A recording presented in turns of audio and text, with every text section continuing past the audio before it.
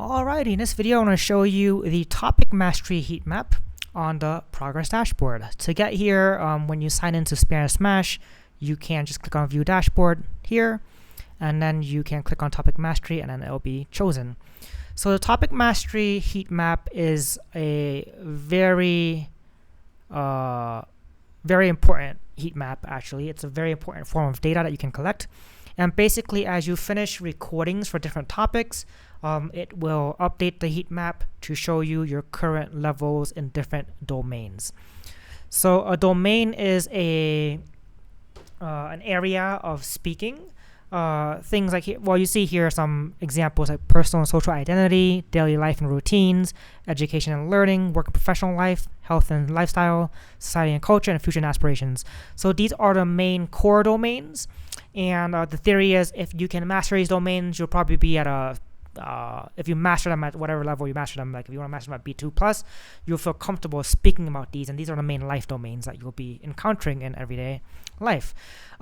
Keep in mind that we are monologue based, so anything that's more like discursive, dialogue based, like going to the supermarket, for example, you have to interact. That's a different type of skill, something that we might handle in the future.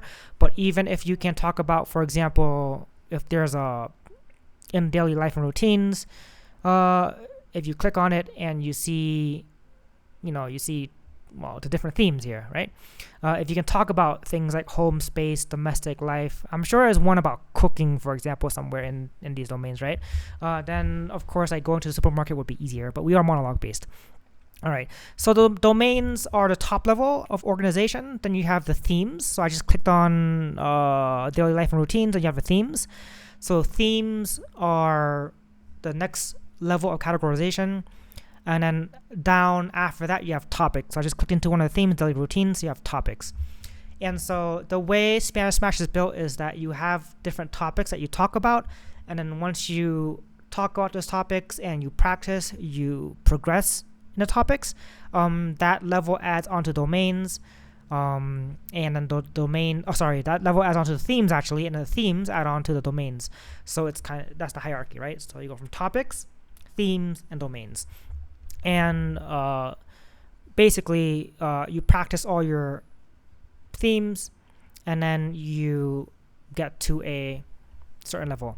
So here you see that the I practiced 5 times daily routine, and it's at B2.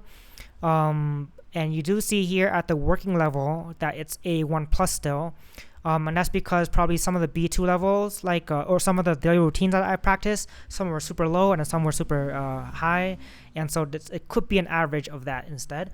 It does take into account the working levels for themes and domains at least, like recency, how recent things are, and there is some weight for things that are stronger. We tend to weight things that are stronger because we think that they reflect your true level more. But even so, here I think I just scored really, really poorly on like 3 of these or something. Then went and got a B2 after. So that's what happened here. But overall, to get a mastery level in these domains and in these themes, there is a threshold because mastery is a bit stricter. We want to first make sure that you demonstrate your ability as best as you can, and then you get the mastery. So you'd have to get, for a mastery level, at least practice, I think, 2 out of 3 of these. There's a percentage score, and then it reflects into your mastery level. And once you achieve a mastery level, it can't go down. Your working level goes up and down because it's your working level. It's like every day. You might have a bad day one day, right? Stuff like that. But your mastery level, once you achieve it, it locks, and that's important because our discount system is based on the mastery level, right? So that's how we organize these, and you can, once you start practicing a bunch of these, you start getting a clue of what you're good at. For example, I'm apparently very good at education and learning. Again, these are just for, I was practicing for fun to see what I can do and what the ratings are. Yeah, you can see what you might be weak at, and then you can focus on the weak areas more, or you can focus on the strong areas more. It depends on like what your goals are. Like if your goal is to master, I don't know, daily life and routines and personal and social identity, like that's your goal, you can focus on those more and you can talk about those more. But I think at least as someone who wants to become like a comprehensive polyglot who can talk about different themes, and be put on the spot in conversation, I probably want to focus on my weak areas. And so like at least with this example here, you could see my weak area is future and aspirations.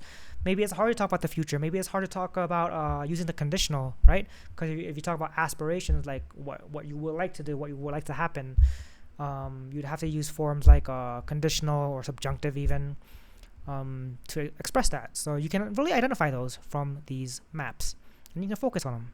So that's how the heat maps. So that's how the heat map. Well, I can't talk. So that's how the heat map works. At least the topic mastery. In another video, I'll go over the skills mastery, which is a bit simpler. But you could get, together when you look at them, you can get a good view of what your levels are. Thanks.